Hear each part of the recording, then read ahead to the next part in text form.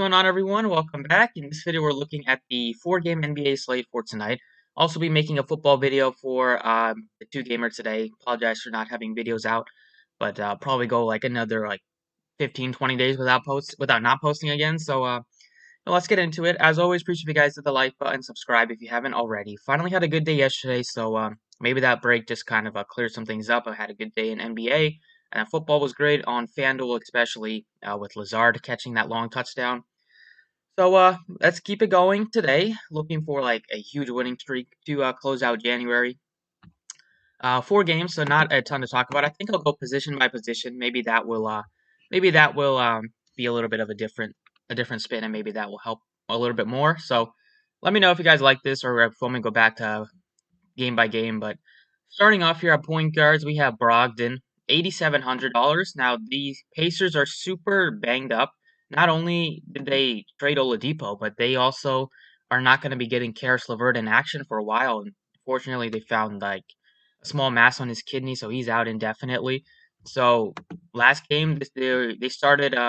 They played without Oladipo last game, and they started Edmund Sumner in his place, and they played the bench guys with like McDermott and TJ McConnell plays decent off the bench, but they're gonna be carried by Malcolm Brogdon and Sabonis. They're the two core pieces that are going to just get so much usage without Oladipo, still without TJ Warren, still without Jeremy Lamb, who's yet to make his debut.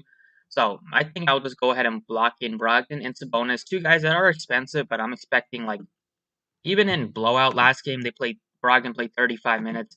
These two guys should play 40 minutes tonight.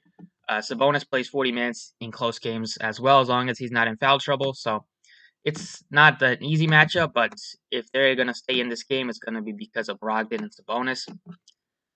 So back to point guard, I think the Sixers guys, Ben Simmons, still without Embiid tonight, so you can definitely look to Simmons. He wasn't great last night.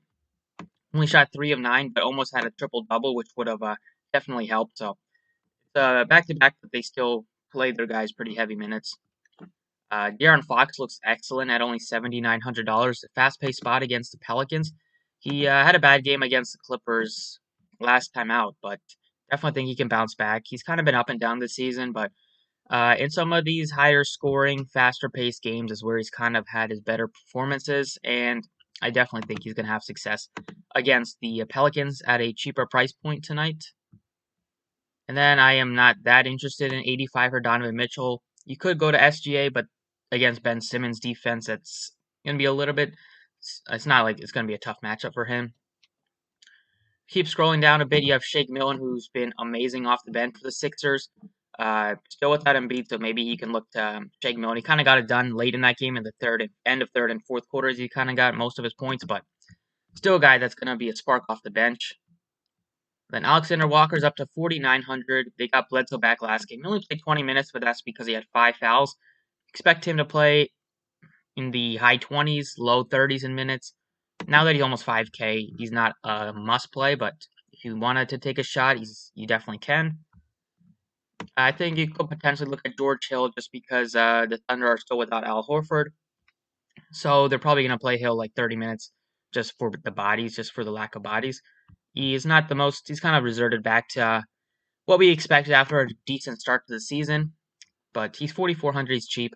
I think I probably go to like Lou Dort in his place just because Dort gives you a little bit more upside. And then you can look at the Holiday brothers, Aaron Holiday here at 42. I think TJ McConnell looks better at 37 coming off the bench. He's like back even when he was with the Sixers, he's just a great spark plug off the bench, gets assists. He just has the ball in his hands when he's in the game, and he's a big pest on defense, getting steals. Really in inbound plays, he kind of gets the steals. So he's super aggressive when he's out there. 37 if you need a cheap play. I think he looks fine. But I think Sumner looks a little bit better. He's only 3,200 starting, so probably get a similar amount of minutes, but $500 cheaper for a starter. I'd rather go with Sumner.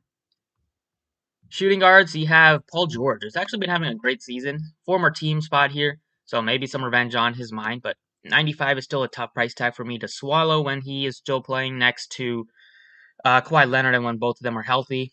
But I've got to give Paul George credit. He's having a great season. 52% shooting from 3. Definitely looks like he rebounded from his bad performances last season. But wait till the playoffs come. That's when Paul George kind of makes or breaks his season. I'm not really interested in Donovan Mitchell at 85. Buddy Hield, Halliburton. Think I'd rather go Fox if I was targeting a king tonight. Clarkson is 63. I'm not that thrilled about it. I like Shake Milton a bit. I think you could look to Will Barton. You could look to like Dort and Diallo. They're gonna have to play more minutes. Diallo only played 14 minutes, so his minutes are not as secure, but he definitely gives you that GPP upside. But Dort, I think, looks fine tonight at only $4,700, just because he's gonna have to play a ton of minutes with all the injuries, and he's pretty affordable. So I think he looks like a guy that can still get you like 6x value with upside for more. Then you can look to Marcus Morris. Had a very good game. Moved over to shooting. Back to shooting guard. We had like Justin Holiday at 46. He's fine as well. George Hill is also definitely fine at 44. Maybe you could take a shot between Hill or Dort. I'm not sure. Dort had a big game last time with 7 stocks. Definitely don't think that will happen again. So, let me see. Maybe I'll go back to. Maybe I'll just still stick with Dort just because he gives you a lot of upside. But if you wanted to play Hill, you definitely can. They also have Gary Harris, who's 45. He's been playing better this season in terms of fantasy. He's affordable still without Michael Porter Jr., I believe. And then kind of got like pump plays options here like JJ Redick, but not that thrilled. Is Jeremy Lamb going to play? Still waiting for the green light. So whenever he does make his debut, he's going to be limited, but if he's still like 3,800, he's worth a shot. Small forwards, you could look to definitely look to like Tobias at 78. That's a nice price tag without Joel Embiid. Maybe look to Ben Simmons at 86. You can go a bit cheap here and look to like Danny Green at 52. He's definitely such a not that fun of a player to roster. Everybody played him against the Hawks, and then he dropped 61 against the Heat. So definitely, definitely nothing that you can expect out of Green is going to happen on a nightly basis. But without Embiid, he gives you a little bit of upside. I'd rather take a shot on like Morris again at only 4,000. He had a good game last time out. It was only 3,700, dropping 23 Draftkings points, 18 points, just 1 assist, no rebounds. So pretty empty stat line except for the points scored. But it was also a blowout, so he didn't have to play. Probably could have played like another rotation with how well he was playing. I do think Edmund Sumner is a decent value play here. He's only $3,200. He gives you uh, not like a high ceiling, but he gives you a decent floor. Probably play like between 20 to 30 minutes. And there's not a lot of value on the slate right now, so definitely kind of scoop up the ones that we have. Power forward, I like Sabonis the best. He said 98, but I'm expecting like a high score out of him, like 50 and 60 tonight, just with the lack of bodies for the Pacers. I do like Tobias a bit at 78. Definitely think he is a fine option. You could look to Baisley at 57, just because no Al Horford, but he's kind of slowed down a bit, so don't know if he's like dealing with some sort of injury, but his shooting has been awful. So instead, I'd rather go with like at forward, probably go with like Isaiah Roby. He's only 4,200, going to start at center. Probably play him at power forward. We'll get to him, but just because no Horford at center, I'm going back to Dwight Howard. He's only 48. Like he was a lock last night without Embiid. Put up 40 DraftKings points, even though he just missed a double-double by a bucket. He probably has like similar upside. Roby is not going to be able to stop him on the glass. He's going to have a ton of offensive rebounding opportunities tonight. And then like Roby looks great at 4,200. And we can probably upgrade one of these cheap plays. So maybe I'll go Dort. I'll go Sumner instead of Dort. A pretty big difference between 32 and 4,700, and then still have plenty of value left. So probably go ahead and plug in De'Aaron Fox, who's only 79 in a great spot, and feel good about leaving 5,700 left. So still got plenty of options here. But going back to center options here, yeah, Jokic is 11-2. Be a little bit tough to get to him tonight, just with me trying to get to some of these Pacers, and then I do like Fox at point guard at 79. So I don't think I'll be able to get to Jokic, it's not an easy spot either against Gobert. Holmes looks fine. If Bagley is out, he would look a lot better. But 67 gives you a nice ceiling, low floor, but he gives you high ceiling if Bagley misses. And like that's mainly it. Maybe you could look to B Jelly if Bagley misses. But I definitely think Howard is the best center option by far tonight. And then power forwards kind of touched on the guys that I am considering. You could look Doug McDermott at 43. Just going to play minutes at a cheap price tag.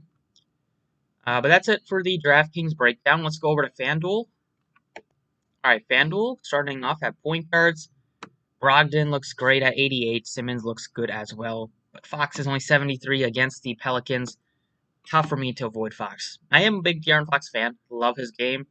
Especially in these games where he can get out there and run and probably get some steals as well against like Alexander Walker at point guard. I like Fox a lot tonight. And then maybe Jamal Murray has a good game, but it's been tough to play him this season. Maybe you could look to like Beverly if Williams is out, but I'll probably pay up at point guard. I like Fox, and then I like Simmons, Brogdon as other pay up options.